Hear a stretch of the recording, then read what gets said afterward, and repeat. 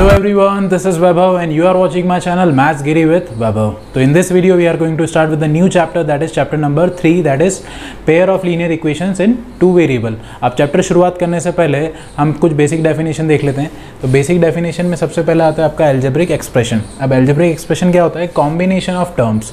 बहुत सारे टर्म्स को हम जोड़ देंगे तो हमारा एक एल्जेब्रिक एक्सप्रेशन बन जाएगा. तो देख लेते हैं टर्म क्या होता है, सबसे पहले देखते हैं. तो what is a term? Terms is a combination of variable, constant and operator. ठीक है, वेरिएबल, कांस्टेंट और ऑपरेटर जब तीनों आपस में कंबाइन हो जाते हैं तब हमारा बनता है एक टर्म. ठीक है, तो टर्म का एग्जांपल क्या हो जाएगा? सपोज 6x या फिर 6x + 7y. ठीक है, तो ये तो हो गए आपके टर्म के कॉम्बिनेशन. अब एल्जेब्रिक एक्सप्रेशन का एग्जांपल क्या हो जाएगा? टर्म्स को, बहुत सारे टर्म्स को आपस में जोड़ लेते हैं. तो 6x + 7y + 8z, तो ये हो गया आपका एल्जेब्रिक एक्सप्रेशन. ठीक है, बहुत सारे टर्म्स आपस में जुड़ गए तो आपका क्या बन गया? Algebraic expression. ठीक है, अब देखते हैं आपकी next definition, that is equation. अब इक्वेशन क्या होती है? A mathematical statement which has equal to sign between two expression. अगर दो एक्सप्रेशन के बीच में इक्वल टू का साइन है तो उसे हम बोलेंगे इक्वेशन. जैसे कि सपोज एग्जांपल देख लेते हैं. 6x + 7y = 8x + 9y. अगर दो एक्सप्रेशंस के बीच में इक्वल्स टू का साइन आता है तो ये बन गई आपकी पूरी इक्वेशन. तो ये पूरी आपकी एक इक्वेशन है. ठीक है, अब ज़रूरी नहीं है कि इस साइड भी एक्सप्रेशन ही हो, इस साइड आप कांस्टेंट भी रख सकते हैं तो भी आपका इक्वेशन ही कहलाएगी. जैसे कि ये होगी 6x + 7y = 0. तो 0 भी एक एक्सप्रेशन ही है. क्यों? क्योंकि इसके अंदर कांस्टेंट, ये एक पूरा टर्म ही है. ठीक है, आप बोलेंगे कि टर्म की डेफिनेशन में तो हमने पढ़ा है कि एक्सप्रेशन मतलब जिसके अंदर वेरिएबल, कांस्टेंट और ऑपरेटर होना चाहिए. तो इसके अंदर अगर मैं 0 लिखता हूँ तो अगर मैं 0 को 0x भी लिखूँगा तो भी यही होगा, 0 ही होगा. ठीक है, इसीलिए ये एक्सप्रेशन भी है. तो एक्सप्रेशन, ये इधर भी एक्सप्रेशन इक्वल्स टू में एक्सप्रेशन आ गया तो ये एक इक्वेशन बन गई. ठीक है, तो ज़रूरी नहीं है कि दोनों टाइम एक्सप्रेशन हो, ये भी एक एक्सप्रेशन ही है. तो 6x + 7y = 0 is also a equation. ठीक है, अब देखते हैं आपका next definition, that is linear equation. अब लीनियर इक्वेशन क्या होती है? वो इक्वेशन जिसकी डिग्री 1 हो.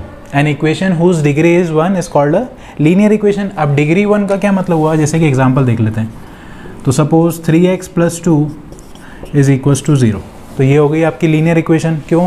क्योंकि यहाँ पर जो वेरिएबल है x है, इसकी डिग्री 1 है.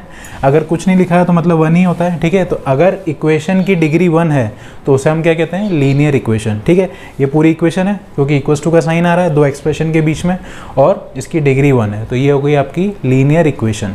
ठीक है, अब देखते हैं आपका next topic, that is linear equation in two variable. अगर लीनियर इक्वेशन है और टू वेरिएबल में बतानी है. ठीक है, तो क्या होती है इसकी definition? An equation whose degree is 1, जिसकी डिग्री 1 हो और उसके अंदर दो वेरिएबल हो तो उसे हम क्या बोलेंगे? Linear equation in two variable. इसका एग्जांपल देख लेते हैं. सपोज जैसे कि 6x + 7y = 0.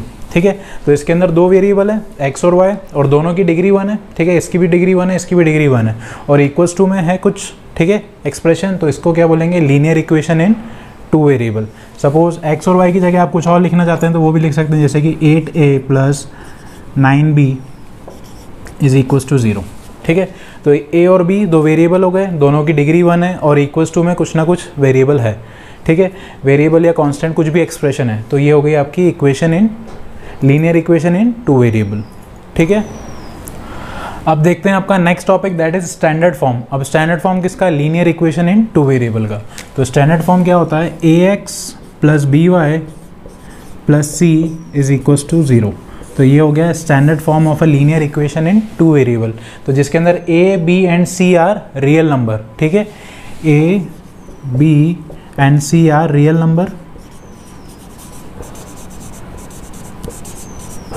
and a and b cannot be equals to 0. ठीक है, linear equation in two variable है तो a और b कभी भी 0 नहीं हो सकते. क्यों? क्योंकि अगर मैं a को 0 लिख दूंगा, ठीक है, तो ये क्या हो जाएगा? 0x, मतलब ये हट ही जाएगा. तो सिर्फ क्या y के टर्म्स में रह जाएगी इक्वेशन. तो दो वेरिएबल तो रहेंगे नहीं, एक ही बचेगा. ऐसे ही सिमिलरली अगर b के अंदर भी 0 रख देता हूँ तो x बचेगा, b नहीं रहेगा. ठीक है, तो b नहीं रहेगा तो ये पूरा टर्म हट जाएगा. तो सिर्फ x के टर्म में इक्वेशन आ जाएगी, तो फिर वो भी 1 वेरिएबल में हो जाएगी। तो इसलिए अगर 2 वेरिएबल में चाहिए तो a और b कभी भी 0 नहीं हो सकते। c हो सकता है, कोई दिक्कत नहीं होगी, ठीक है, बट a और b कभी भी 0 नहीं होंगे। तो a, b and c are मतलब रियल नंबर होंगे, कुछ भी वैल्यू हो सकती है, बट x एंड y तो ये वेरिएबल ही रहेंगे, ठीक है।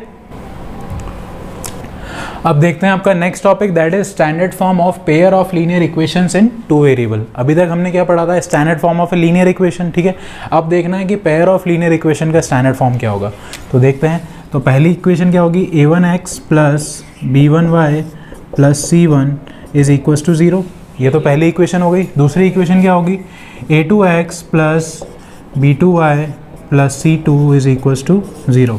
तो ये होगी 2 इक्वेशंस, ठीक है, ये 2 इक्वेशंस होगी। तो ये हो गया standard form pair of linear equation का। अब इसके अंदर 2 कंडीशंस है। 2 कंडीशन क्या है कि a1, a2, b1 and b2 are a1, a2, b1, b2 can not be equals to 0, ठीक है। a1, a2 और b1, b2 ये चारों कभी भी 0 के इक्वल नहीं हो सकते। और एक और कंडीशन क्या है कि a1, a2, b1, b2, c1 and c2 ये सारी जो क्वांटिटीज़ है a1, a2, b1, b2 and c1, c2 are real numbers, ठीक है। ये 2 कंडीशंस हो गई आपकी पेयर ऑफ लीनियर इक्वेशन की। ये तो स्टैंडर्ड फॉर्म हो गया, और इसकी कंडीशंस क्या है कि a1, a2, b1, b2 कभी भी 0 के इक्वल नहीं होंगे, और a1, a2, b1, b2, c1, c2 are real numbers, ठीक है। अब देखते हैं आपका next topic, that is solutions of linear equation. अब सॉल्यूशन ऑफ लीनियर इक्वेशन क्या होंगे देख लेते हैं। सपोज एक लीनियर इक्वेशन लिख लेते हैं हम, 2x plus 5y is equal to 7, ठीक है। लीनियर इक्वेशन इन 2 वेरिएबल है। अब इसके सॉल्यूशन निकालने हैं। अब सॉल्यूशन क्या होंगे कि ऐसी कौन सी x और y की वैल्यू होगी तब जाके इसका LHS और RHS इक्वेशन का इक्वल हो जाए। तो सपोज मैं रख के देखता हूँ एक बार, x को 1 और y को भी 1, ठीक है। तो x को 1 और y को 1 रखा, तो इसके अंदर रखेंगे तो क्या हो जाएगा, 2 इंटू 1 प्लस 5 इंटू 1, तो ये हमारा LHS है, ठीक है। तो 2 इंटू 1 हो गया 2 प्लस 5 दैट इज 7, ठीक है। LHS आ गया हमारा 7, और RHS क्या था हमारा 7 ही था, ठीक है। LHS भी 7, RHS भी 7, मतलब x की वैल्यू 1 और y की वैल्यू 1, तो ये हो गए इसके सॉल्यूशन, इस इक्वेशन के सॉल्यूशन है, ठीक है। इसका क्या मतलब हुआ, एक और देख लेते हैं हम रख के पहले। x की वैल्यू अगर मैं सपोज 2 रखता हूँ, x इज इक्वल्स टू 2 रखता हूँ, और y इक्वल्स टू 1 रखता हूँ, ठीक है। तो x की वैल्यू अगर मैं 2 रखता हूँ तो 2 इंटू 2 और प्लस 5 इंटू 1, तो ये कितना हो जाएगा 4 प्लस 5 दैट इज़ 9। तो LHS तो हो गया आपका 9, बट RHS क्या है 7, मतलब x की वैल्यू 2 और y की वैल्यू 1 सॉल्यूशन नहीं है। अब सॉल्यूशन कैसे पता लगता है, जैसे सपोज़ अगर मैं ग्राफ बना रहा हूँ किसी भी एक इक्वेशन का, जैसे ये हमको एक इक्वेशन गिवन है, ठीक है, तो इसका मैंने ग्राफ बना दिया, ठीक है। तो जो जो मेरे सॉल्यूशंस होंगे वो सारे पॉइंट्स उस स्ट्रेट लाइन पे पाए जाएंगे। जो भी एक ग्राफ बनाऊंगा मैं इस इक्वेशन का, मतलब एक लीनियर इक्वेशन है तो इसकी स्ट्रेट लाइन ही बनेगी ग्राफ में, ठीक है। तो उस स्ट्रेट लाइन पे जो जो पॉइंट मिलेगा मुझे वो सारे उसके सॉल्यूशन होंगे। मतलब x की वैल्यू 1 और y की वैल्यू 1, जो ये कोऑर्डिनेट होगा 1,1, ठीक है, वो भी पॉइंट मुझे उस स्ट्रेट लाइन पे मिलेगा अगर मैं इस लाइन को ड्रॉ करता हूँ, ठीक है। और x की वैल्यू 2 और y की वैल्यू 1, मतलब 2,1 जो पॉइंट होगा वो स्ट्रेट लाइन पे नहीं होगा, ठीक है। तो जो जो सॉल्यूशन होते हैं स्ट्रेट लाइन के, मतलब वो उस ग्राफ पे, अगर मैं उस स्ट्रेट लाइन का ग्राफ बनाता हूँ लीनियर इक्वेशन का, तो उस स्ट्रेट लाइन पे पाए जाएंगे सारे उसके सॉल्यूशंस, ठीक है। अब ऐसे ही सपोज़ अभी तो एक इक्वेशन ली हमने, तो ऐसे ही अगर मैं 2 इक्वेशन लेता सपोज़, और 3x plus 7y is equals to 8, suppose ये 2 इक्वेशन होती मेरे पास, तो इनके सॉल्यूशन कैसे निकलते हैं दोनों के अंदर, दोनों के सॉल्यूशन मतलब दोनों के कॉमन सॉल्यूशन बोल रहा हूँ, ठीक है। इसके भी बहुत सारे सॉल्यूशन होंगे अगर मैं स्ट्रेट लाइन बनाता हूँ, और इसके भी बहुत सारे सॉल्यूशन होंगे, पर अगर इन दोनों इक्वेशन को सॉल्व किया जाए और बोले कि कॉमन सॉल्यूशन क्या होगा इन दोनों का, तो कॉमन सॉल्यूशन क्या होगा, जैसे कि सपोज़ ये इनकी एक स्ट्रेट लाइन बनेगी इसकी, और इसकी भी एक स्ट्रेट लाइन बनेगी, ठीक है। तो जहाँ पर वो दोनों स्ट्रेट लाइन एक दूसरे को इंटरसेक्ट करेगी, जहाँ पर वो दोनों लाइन आपस में इंटरसेक्ट करेगी वो उसका सॉल्यूशन होगा, ठीक है। तो स्ट्रेट लाइन अगर सिर्फ एक ही इक्वेशन है तो स्ट्रेट लाइन बन जाएगी वो ग्राफ पे, और उसके ऊपर जितने भी पॉइंट्स आएंगे उस लाइन के ऊपर वो सारे उसके सॉल्यूशन है। बट अगर 2 लाइन इक्वेशन दे रखी, मतलब पेयर्स ऑफ लीनियर इक्वेशन है, और इन दोनों के कॉमन सॉल्यूशन पूछे हैं, तो कॉमन सॉल्यूशन क्या होगा, जहाँ पर भी वो दोनों लाइन आपस में इंटरसेक्ट करेगी तो वो जिस पॉइंट पे इंटरसेक्ट करेगी वो उनका कॉमन सॉल्यूशन होगा। ठीक है, अब देखते हैं आपका next topic, that is types of pair of linear equations in two variable. अब क्या क्या टाइप्स के होते हैं, तो पहला होता है आपका कंसिस्टेंट इक्वेशंस, कंसिस्टेंट इक्वेशन।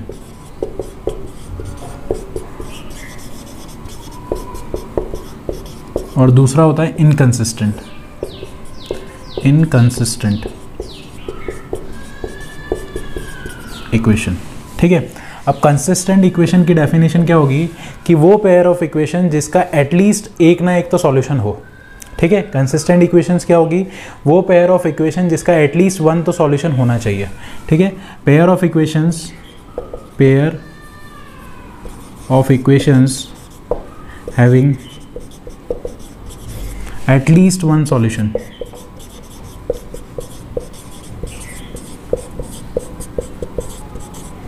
ठीक है, वो पेयर ऑफ इक्वेशन जिसका कम से कम एक सॉल्यूशन तो होगा उसको बोलेंगे हम कंसिस्टेंट इक्वेशन।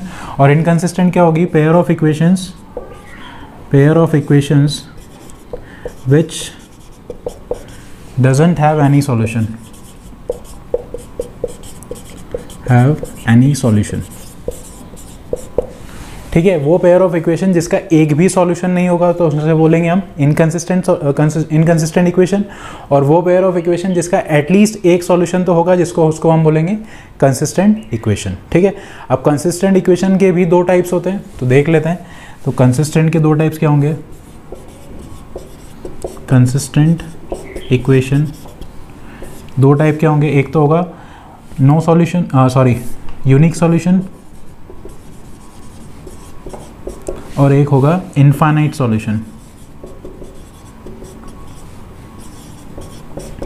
ठीक है, कंसिस्टेंट इक्वेशंस के दो टाइप्स होते हैं, एक तो होता है यूनिक सॉल्यूशन और एक होता है इनफाइनाइट सॉल्यूशन। अब यूनिक सॉल्यूशन मतलब क्या होगा, तो यूनिक सॉल्यूशन के लिए हम लिख लेते हैं, यूनिक सॉल्यूशन मतलब एक ही सॉल्यूशन होगा जिसका, वो pair of equations having one solution. ठीक है, पेयर ऑफ इक्वेशन जिसका एक ही सॉल्यूशन होगा उससे बोलते हैं हम यूनिक सॉल्यूशन। ठीक है, और इनफाइनाइट सॉल्यूशन से क्या मतलब होगा कि pair of equations having infinite solution,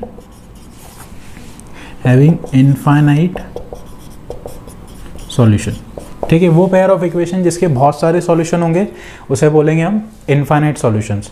ठीक है, और वो पेयर ऑफ इक्वेशन जिसके सिर्फ एक ही सॉल्यूशन होगा, मतलब एक ही जगह वो इंटरसेक्ट करेगी ग्राफ पे अगर हम बनाते हैं, तो उसे बोलेंगे हम यूनिक सॉल्यूशन। ठीक है, तो इनफाइनाइट सॉल्यूशन का ग्राफ कैसा बनेगा, इनफाइनाइट सॉल्यूशन का ग्राफ इस तरीके से बनेगा, कुछ कोइंसाइड होगी लाइन। ठीक है, एक ही लाइन के ऊपर दूसरी लाइन आ जाएगी तो उसे बोलेंगे इनफाइनाइट सॉल्यूशन। और यूनिक सॉल्यूशन का ग्राफ कैसा बनेगा, एक पॉइंट पे वो दोनों इक्वेशन एक दूसरे को इंटरसेक्ट करेगी एक ही पॉइंट पे। ठीक है, तो उसे बोलेंगे यूनिक सॉल्यूशन। अब इनकंसिस्टेंट क्या भाई, एक टाइप होता है, इनकंसिस्टेंट का क्या टाइप होता है,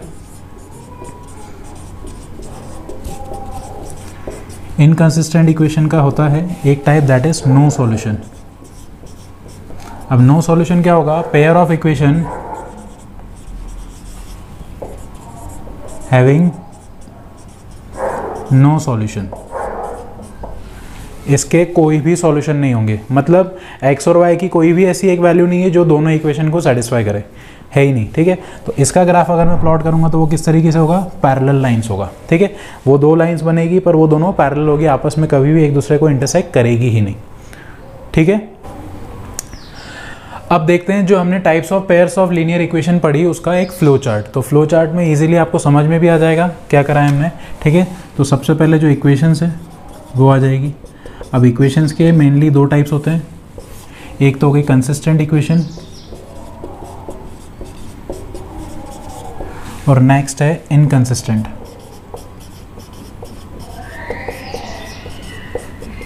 इक्वेशंस। ठीक है, अब कंसिस्टेंट में हमने क्या पढ़े, दो टाइप्स पढ़े, दैट इज यूनिक सॉल्यूशन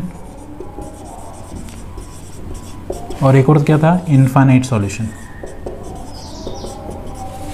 और इनकंसिस्टेंट में हमने क्या पढ़ा, नो सॉल्यूशंस। ठीक है। तो इक्वेशन के मेनली दो टाइप हो गए, कंसिस्टेंट इक्वेशन और इनकंसिस्टेंट इक्वेशन। और कंसिस्टेंट इक्वेशन भी दो टाइप्स में बटी हुई है, that is unique solution and infinite solution. और इनकंसिस्टेंट को हम देखेंगे तो इनकंसिस्टेंट इक्वेशन का एक ही टाइप होता है, दैट इज़ नो सॉल्यूशन, मतलब कोई भी सॉल्यूशन नहीं आएगा इक्वेशन का। ठीक है, अब देखते हैं आपका next topic, that is condition for consistent and inconsistent equation. ठीक है, अब कंसिस्टेंट और इनकंसिस्टेंट इक्वेशन तो पता पड़ गई हमें क्या क्या होती है, बट पता कैसे लगेगा कि वो कंसिस्टेंट है या इनकंसिस्टेंट। अब सारी इक्वेशन को सॉल्व करने बैठेंगे तो काफ़ी टाइम लग जाएगा, तो उसके लिए एक ट्रिक है जो फॉर्मूला दे रखा है आपको कि पता लग जाएगा आपको यूनिक सॉल्यूशन है, नो सॉल्यूशन है या फिर इनफाइनाइट सॉल्यूशन। ठीक है, तो सपोज आपके पास दो इक्वेशंस हैं, a1x plus b1y plus c1 is equals to 0, और एक दूसरी है a2x plus b2y plus c2 is equals to 0। Suppose ये आपको दो इक्वेशंस दे रखी है। ठीक है, अब इसके अंदर आपको पता लगाना है, ये कंडीशंस बतानी है कि कंसिस्टेंट की और इनकंसिस्टेंट की। ठीक है, तो सबसे पहली आपकी आती है नो सॉल्यूशन। अब नो सॉल्यूशन की कंडीशन क्या है, तो नो सॉल्यूशन की कंडीशन होती है आपकी a1/a2 is equals to b1/b2 is not equals to c1/c2। ठीक है, a1/a2 मतलब x के कोफिशिएंट दोनों, उसका ratio is equals to b1/b2 मतलब y के कोफिशिएंट का ratio is not equals to c1/c2 मतलब कांस्टेंट के कोफिशिएंट का, मतलब कांस्टेंट का रेशो इक्वल नहीं आना चाहिए। इन दोनों का इक्वल आना चाहिए और इसका इक्वल नहीं आना चाहिए, तब जाके वो नो सॉल्यूशन होगा। और इसका अगर हम देखते हैं कि ग्राफ कैसा बनेगा, अगर मैं ग्राफ प्लॉट करेंगे हम तो कैसा बनेगा, इसका बनेगा पैरेलल लाइंस, पैरेलल लाइंस। ठीक है, पैरेलल लाइन कुछ इस तरीके से होती है। ठीक है, ये दोनों पैरेलल होगी, आपस में कभी भी इंटरसेक्ट नहीं करेगी नो सॉल्यूशन के अंदर। ठीक है, अब देखते हैं next condition, that is unique solution.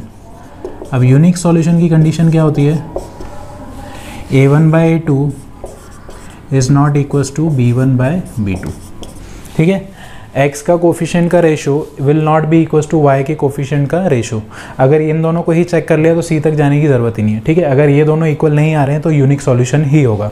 ठीक है, और इसका ग्राफ कैसे बनेगा, intersecting at A point, intersecting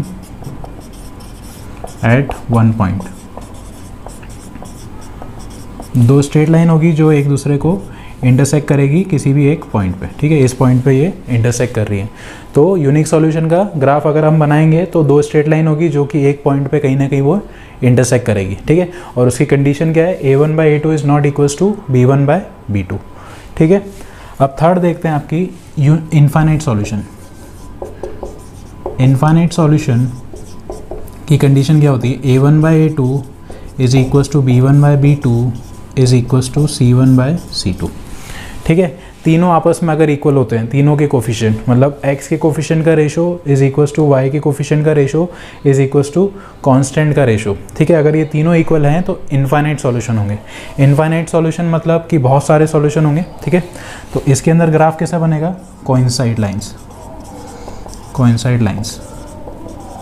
coincide lines मतलब एक के ऊपर एक जा रही होगी लाइन, ये भी लाइन है और इसी के ऊपर भी दूसरी लाइन आ जाएगी वो। ठीक है, एक के ऊपर एक आ जाएगी जिसको बोलेंगे हम कोइंसाइड लाइन। तो ये तीन कंडीशंस हैं नो सॉल्यूशन की, यूनिक सॉल्यूशन की और इनफाइनाइट सॉल्यूशन की।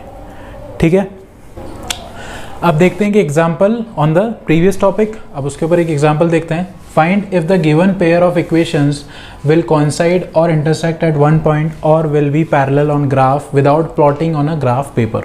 ठीक है, आपको दो इक्वेशंस दे रखी है। ठीक है, इसके अंदर आपको ये बताना है कि ये इक्वेशन को जगह अगर मैं ग्राफ पेपर पे बनाता हूँ तो वो कोइंसाइड होगी उसकी लाइन, या इंटरसेक्ट करेगी एक पॉइंट पे, या फिर पैरेलल लेगी। ठीक है, ये बताना है पर बिना ग्राफ पेपर पे प्लॉट किए। ठीक है, बिना ग्राफ पेपर पे प्लॉट किए आपको ये बताना है कि ये जो इक्वेशंस है इनका जो सॉल्यूशन होगा वो कोइंसाइड करेगा, मतलब जो इनकी स्ट्रेट लाइन होगी वो कोइंसाइड करेगी या इंटरसेक्ट करेगी एक पॉइंट पे, या फिर पैरेलल रहेगी। ठीक है, तो देखते हैं ये कैसे होगा। तो सबसे पहले हम क्या करेंगे, इसका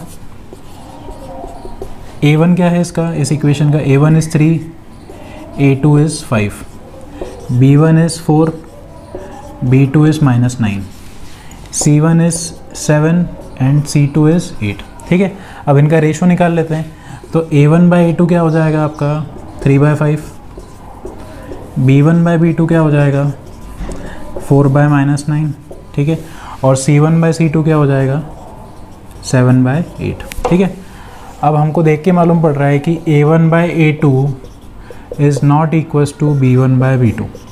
ठीक है, क्योंकि A1/A2 आ रहा है 3/5 और B1/B2 क्या है -4/9। ठीक है, ये दोनों इक्वल नहीं है। तो अगर ये दोनों इक्वल नहीं है तो ये किसकी कंडीशन हो गई? यूनिक सॉल्यूशन की। It is condition of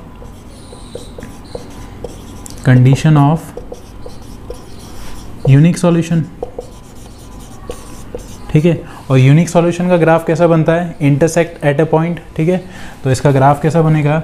its graph will be intersecting at a point,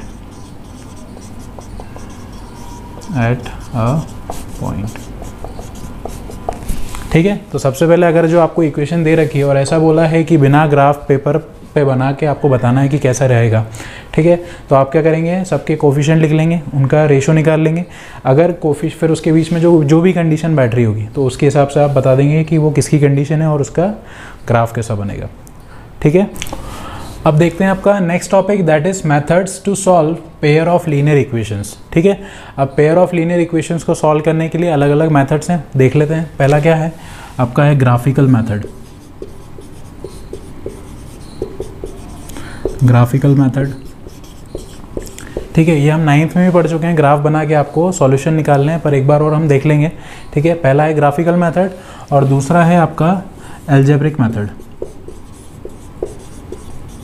algebraic method, अब एल्जेब्रिक मेथड में क्या होता है? तो एल्जेब्रिक मेथड के भी 3 टाइप्स हैं। ठीक है, एल्जेब्रिक मेथड भी 3 टाइप में बटे हुए हैं, तो देख लेते हैं। पहला, सबसे पहला है आपका cross multiplication method.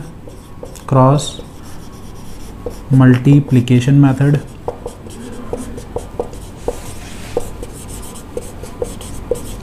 Next is substitution method.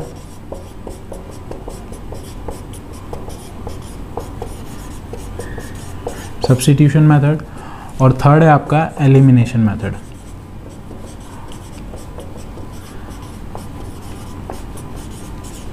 ठीक है, तो टोटल 4 तरीके हैं आप जिससे आप पेयर ऑफ लीनियर इक्वेशन को सॉल्व कर सकते हैं। एक तो ग्राफिकल मेथड है और 3 है आपके एल्जेब्रिक मेथड। ठीक है, तो पहला है cross multiplication method, substitution method and elimination method. अब देखते हैं टर्म बाय टर्म की सारे मेथड को पढ़ते हैं डिटेल में। ठीक है, अब देखते हैं first method, that is graphical method. अब ग्राफिकल मेथड को एक एग्जांपल से समझते हैं। ठीक है, तो आपको अगर पेयर ऑफ इक्वेशंस दे रखी है, सपोज x + y = 7 और x - y = 3। ठीक है, तो इसको आपको ग्राफिकल मेथड से सॉल्यूशन लाना है इसका कि x और y क्या होगा। ठीक है, तो सपोज पहली इक्वेशन लेता हूँ मैं, x + y = 7, तो इससे x की वैल्यू क्या आ जाएगी? x = 7 - y। ठीक है, अब इसको हम 3 डिफरेंट वैल्यूज़ पुट करते हैं इसके अंदर x और y की, तो x और ये होगी y। तो अगर मैं y की वैल्यू 0 रखता हूँ तो x की वैल्यू क्या आ जाएगी? 7। ठीक है, और अगर मैं x की वैल्यू 1 रखता हूँ, y की वैल्यू 1 रखता हूँ तो x की वैल्यू क्या आ जाएगी? 6। अगर y की वैल्यू 2 रखता हूँ तो x की वैल्यू क्या आ जाएगी? 5। ठीक है, इस इक्वेशन के अंदर अगर मैं x की वैल्यू अलग अलग डिफरेंट वैल्यूज़ रखी y की तो उससे x की डिफरेंट वैल्यूज़ आ गई। ठीक है, अब सिमिलरली सेकेंड इक्वेशन लेता हूँ। Second equation is x - y = 3, तो x की क्या वैल्यू हो जाएगी? 3 + y। तो इसके अंदर भी 3 डिफरेंट वैल्यूज़ लेता हूँ x और y की, x और ये हो गई y। ठीक है, तो अगर मैं y की वैल्यू 0 लेता हूँ तो x की वैल्यू क्या आ जाएगी? 3। 0 + 3 इज़ 0 + 3 इज़ 3। अगर y की वैल्यू 1 रखता हूँ तो 3 + 1 इज़ 4। अगर y की वैल्यू 2 रखता हूँ तो 3 + 2 इज़ 5। ठीक है, तो अब इसका प्लॉटिंग करनी है ग्राफ की, तो ये ग्राफ बना लेते हैं। ठीक है, ये हो गई x एक्सिस, ये हो गई y axis, this is x dash और ये हो गया y डैश। ये हो गया आपका ओरिजिन 0, 0। ठीक है, ये 1 2 3 4 5 6 एंड 7। This is -1 -2 -3 -4। ये हो गया 1 2 3 4 5 -1 -2 -3 -4 एंड -5। ठीक है, अब पहला देखते हैं, पहली इक्वेशन का सॉल्यूशन। तो इधर 0 था, y की वैल्यू 0 पे, x की वैल्यू 7। तो y की वैल्यू 0 और x की वैल्यू 7, मतलब एक पॉइंट तो ये मिल गया आपको। ठीक है, अब y की वैल्यू 1 रखी और x की वैल्यू 6, तो y की वैल्यू 1 और x की वैल्यू आ गई 6, तो यहाँ कहीं मिलेगा वो पॉइंट, ठीक है। अब y की वैल्यू 2 पे x की वैल्यू आ गई 5, तो 2 पे आएगा 5, तो इधर से ये 2 और ये हो गया 5, ठीक है, ये 2 और ये 5, तो इसके अगर हम तीनों पॉइंट को जोड़ते हैं तो एक स्ट्रेट लाइन बन जाएगी, ठीक है। तो फर्स्ट वाली इक्वेशन की ये स्ट्रेट लाइन बन गई आपकी। अब नेक्स्ट देखते हैं, y की वैल्यू 0 तो x की वैल्यू 3 आई, तो y की वैल्यू 0 और x की वैल्यू 3, ये मिला पहला पॉइंट, ठीक है। अब y की वैल्यू 1 और x की वैल्यू 4, तो y की वैल्यू 1 और x की वैल्यू 4, ये मिल गया सेकेंड पॉइंट। y की वैल्यू 2 और x की वैल्यू 5, तो y की वैल्यू 2 और x की वैल्यू 5, ये रहा थर्ड पॉइंट। तो ये बन गई आपकी सेकेंड इक्वेशन का स्ट्रेट लाइन, ठीक है। अब इन दोनों स्ट्रेट लाइन ने जहाँ पर भी इंटरसेक्ट करा वो होगा आपका सॉल्यूशन। तो कहाँ पर इंटरसेक्ट करा, ये वाले पॉइंट पे, and this point is x की वैल्यू है 5 और y की वैल्यू है 2, ठीक है। तो x is equals to 5 and y is equals to 2, ये होगा आपका सॉल्यूशन बाय ग्राफिकल मेथड, ठीक है। तो ग्राफिकल मेथड से हम क्या कर रहे हैं कि दोनों इक्वेशन को पहले प्लॉट करेंगे, ठीक है, ग्राफ पे, और फिर जहाँ पर भी वो दोनों इंटरसेक्ट करती है तो वो उसका होगा सॉल्यूशन, ठीक है। तो इस केस में x is equals to 5 and y equals to 2 is the solution. अब देखते हैं आपका next method, that is substitution method. अब सब्स्टिट्यूशन मेथड देखते हैं। अब नाम से ही पता लग रहा है कि सब्स्टिट्यूट करना है, मतलब एक वैल्यू को, एक वेरिएबल को दूसरे वेरिएबल के टर्म्स में लिख के सब्स्टिट्यूट करना है, ठीक है। अब सपोज़ ये वाली इक्वेशन लेता हूँ मैं, आप कोई सी भी ले सकते हैं। मैंने सपोज़ ये वाली इक्वेशन ली, तो इसको मैं x is equals to 2 + y बोल सकता हूँ। y इधर गया तो प्लस में हो गया, मतलब अब x को y के टर्म्स में लिख लिया मैंने, ठीक है। तो ये तो हमारी थी इक्वेशन 1, ये थी इक्वेशन 2 और ये आ गई आपकी इक्वेशन 3, ठीक है। x को y के टर्म्स में लिख दिया। अब क्या करेंगे हम, फ्रॉम इक्वेशन 1 एंड 3, ठीक है, 1 और इक्वेशन 3 की बात कर रहे हैं। क्यों 1 और 3 लिया, क्योंकि 2 से तो हमने थर्ड इक्वेशन डिड्यूस करी है, ठीक है। सेकंड इक्वेशन से ही थर्ड इक्वेशन निकली हमारी, इसलिए सेकंड और थर्ड को नहीं लिखेंगे, ठीक है, थर्ड और फर्स्ट को लिखेंगे, ठीक है। अब इससे क्या करेंगे हम कि फर्स्ट इक्वेशन क्या थी आपकी, x + y is equals to 10, ठीक है। तो अब x की जगह मैं ये वाली वैल्यू पुट कर दूंगा, तो क्या वैल्यू थी 2 + y और इधर का y as it is equals to 10, ठीक है। क्या करा मैंने, सेकेंड इक्वेशन में से थर्ड इक्वेशन बना ली, डिड्यूस कर ली, ठीक है। अब थर्ड और फर्स्ट इक्वेशन को हम सॉल्व करेंगे। तो थर्ड को एज इट इज़ लिख लिया, x + y is equals to 10, और थर्ड इक्वेशन में जो आई थी x की वैल्यू, वो x की जगह पुट कर दी। तो ये कितना हो जाएगा, 2 + 2y इक्वल्स टू 10। अब ये 2 उधर जाएगा तो माइनस हो जाएगा, तो 2y इज इक्वल्स टू 10 - 2, तो 2y इज इक्वल्स टू 8, तो y इक्वल्स टू क्या हो जाएगा, 8/2 दैट इज़ 4। तो y की वैल्यू आ गई आपकी 4, ठीक है। अब ये y की वैल्यू 4 आ गई, तो putting value of y in equation 3। अब जो थर्ड इक्वेशन लिखी थी हमने x को y के टर्म्स में, उसके अंदर y की वैल्यू डाल देंगे। तो x क्या था हमारा 2 + y, तो क्या हो जाएगा 2 + y की जगह क्या रख देंगे हम 4, तो दैट इज़ 6। तो x की वैल्यू आ गई 6, ठीक है, x की वैल्यू आ गई 6 और y की वैल्यू आ गई 4, ठीक है। तो this is the substitution method. तो सब्स्टिट्यूशन मेथड में क्या करेंगे, हम किसी भी एक वेरिएबल को दूसरे वेरिएबल के टर्म्स में लिख लेंगे और फिर दूसरी इक्वेशन में उसको वैल्यू पुट कर देंगे, ठीक है। तो उससे आ जाएगा, कोई सा भी ले सकते हैं, ठीक है। मैंने x के टर्म्स में लिखा, आप y के टर्म्स में भी ले लेते, मैंने सेकेंड इक्वेशन लिया, फर्स्ट इक्वेशन भी ले सकते थे, कोई दिक्कत नहीं है, ठीक है। अब देखते हैं आपका एलिमिनेशन मेथड, ठीक है। एलिमिनेशन मेथड एक एग्जांपल देख लेते हैं, 2x + 3y is equals to 11 और x + 5y is equals to 9, ठीक है। ये दो आपको पेयर ऑफ इक्वेशंस दे रखी है। अब इसको हमको सॉल्व करना है एलिमिनेशन मेथड से। अब एलिमिनेशन मेथड क्या कहता है कि आपको करना क्या रहता है कि किसी भी एक वेरिएबल को लेना है, या तो x ले लीजिए या फिर y, ठीक है, और दोनों का जो कोफिशिएंट है उसको इक्वल करना है, ठीक है। अब इस केस में हम लेते हैं x को, ठीक है। अब इधर क्या है 2, इसका कोफिशिएंट है 2 और इसका कोफिशिएंट क्या है, कुछ नहीं है, तो मतलब 1। अब दोनों को 2 बनाना है, ठीक है, दोनों को सेम बनाना है, मतलब तो इसका 2 है तो इसको 2 बना सकते हैं हम। तो क्या करेंगे, ये तो पहली इक्वेशन हो गई आपकी और ये हो गई आपकी सेकेंड इक्वेशन, ठीक है। अब दोनों का कोफिशिएंट सेम करना है तो मैं क्या कर सकता हूँ कि मल्टीप्लाई इक्वेशन 2 बाय 2, ठीक है। पूरी इक्वेशन को मैं 2 से मल्टीप्लाई कर दूंगा, क्यों? क्योंकि इसका कोफिशिएंट था 2 और इसका था 1। अगर मैं 2 से मल्टीप्लाई करता हूँ पूरी इक्वेशन को तो इसका भी कोफिशिएंट हो जाएगा 2, ठीक है। तो क्या करूँगा मैं, सेकेंड इक्वेशन को 2 से मल्टीप्लाई करूँगा तो मतलब 5x plus 5y whole into 2, ठीक है। तो ये क्या बन जाएगा, 2x plus 10y equals to 18। ये हो गई आपकी इक्वेशन 3, ठीक है। तो पूरी इक्वेशन को 2 से मल्टीप्लाई करा तो 2 into x 2x, 5y into 2 that is 10y और 9 इंटू 2 दैट इज़ 18, ठीक है। अब क्या करेंगे, अब इसका भी आपका कोफिशिएंट क्या था 2x और इसका भी क्या हो गया 2, ठीक है। अब दोनों को माइनस कर सकते हैं हम, तो क्या करेंगे, सब्सट्रैक्ट 3 फ्रॉम 1, ठीक है। फर्स्ट इक्वेशन में से थर्ड इक्वेशन को हम माइनस करेंगे। तो फर्स्ट इक्वेशन क्या है, 2x plus 3y is equals to 11 और थर्ड इक्वेशन क्या है आपकी 2x plus 10y is equals to 18, ठीक है। अब इसको माइनस करना है, तो माइनस क्यों करना है, क्योंकि इधर भी 2x है इधर भी 2x है और दोनों ही प्लस में। अगर दोनों ही प्लस में तो हम प्लस करेंगे तो ये 4x हो जाएगा, तो माइनस करेंगे तब जाके ये कैंसिल आउट हो जाएगा, ठीक है, इसलिए माइनस करा। तो अब इसको माइनस करेंगे तो क्या होता है, नीचे वालों के साइन चेंज हो जाते हैं। ये भी प्लस में था तो माइनस हो गया, ये भी प्लस में तो माइनस हो गया, ये भी प्लस में तो माइनस हो गया। 11 माइनस 18 दैट इज़ -7, ठीक है।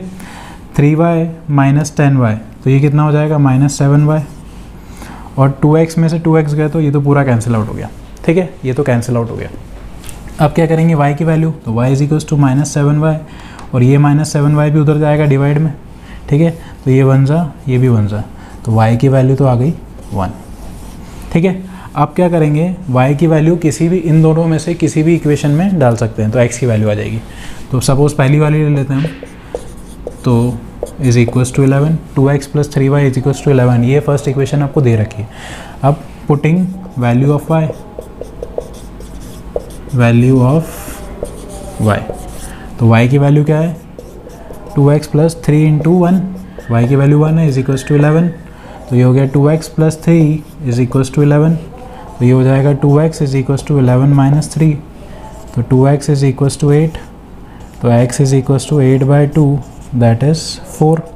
तो x की वैल्यू क्या आ गई, 4, ठीक है। तो y की वैल्यू आई 1 और x की वैल्यू आई 4, ठीक है। तो this is the elimination method. तो क्या करना रहता है एलिमिनेशन मेथड में, या तो इस वेरिएबल, ठीक है, या तो x का कोफिशिएंट या फिर y का कोफिशिएंट, दोनों इक्वेशन का सेम करना रहेगा, ठीक है। मैंने x का करा क्योंकि इजी दिख रहा था। अब y का भी कर सकते हैं, तो y का करते तो क्या करते, इधर 3 है और इधर 5 है, तो 3 और 5 का कॉमन मल्टीपल क्या है, 3 और 5 का कॉमन मल्टीपल इज़ 15, ठीक है। तो इसको पूरे को 15 बनाना है, 3y को 15y बनाना है, तो किससे मल्टीप्लाई करूँगा, 5 से। तो पूरी इक्वेशन को 5 से करते और इस पूरी इक्वेशन को 3 से, तब भी ये सॉल्व हो जाता, ठीक है। तो एलिमिनेशन मेथड में जो आपको इजी तरीका लगे वो कर सकते हैं, ठीक है। अब देखते हैं आपका last method, that is cross multiplication method. अब क्रॉस मल्टीप्लिकेशन मेथड को अरेंज कैसे करते हैं, सबसे पहले वो देख लेते हैं। तो सपोज आपको दो इक्वेशंस दे रखी, a1x plus b1y plus c1 is equals to 0, a2x plus b2y plus c2 is equals to 0, ठीक है। अब इसको अरेंज कैसे करते हैं वो देख लेते हैं। तो सपोज मैं इधर लिख देता हूँ x, ये हो गया y और ये हो गया 1, ठीक है। अब x के थोड़ा इधर हम नीचे लिख देंगे b1 और उसके नीचे आ जाएगा b2, इधर आ जाएगा c1 और इधर आ जाएगा c2, फिर इन दोनों के बीच में आ जाएगा a1 और इधर आ जाएगा a2, फिर आ जाएगा b1 और b2, ठीक है। अब तीन इक्वेशंस बनेगी कैसे वो देख लेते हैं हम, ठीक है। तो पहला आ जाएगा x अपॉन, अब कैसे लिखेंगे x अपॉन, इसको इससे मल्टीप्लाई करेंगे, b1 c2 से मल्टीप्लाई होगा, ठीक है, क्रॉस मल्टीप्लाई, ये इधर जाके मल्टीप्लाई होगा, तो ये हो जाएगा b1 इंटू c2 माइनस ये इससे मल्टीप्लाई होगा c1 इंटू b2। अब ये इक्वल हो जाएगा किसके, y, और फिर y के अंदर क्या करेंगे, y के नीचे ये इससे मल्टीप्लाई होगा c1 इंटू a2 माइनस ये इससे मल्टीप्लाई हो जाएगा a1 इंटू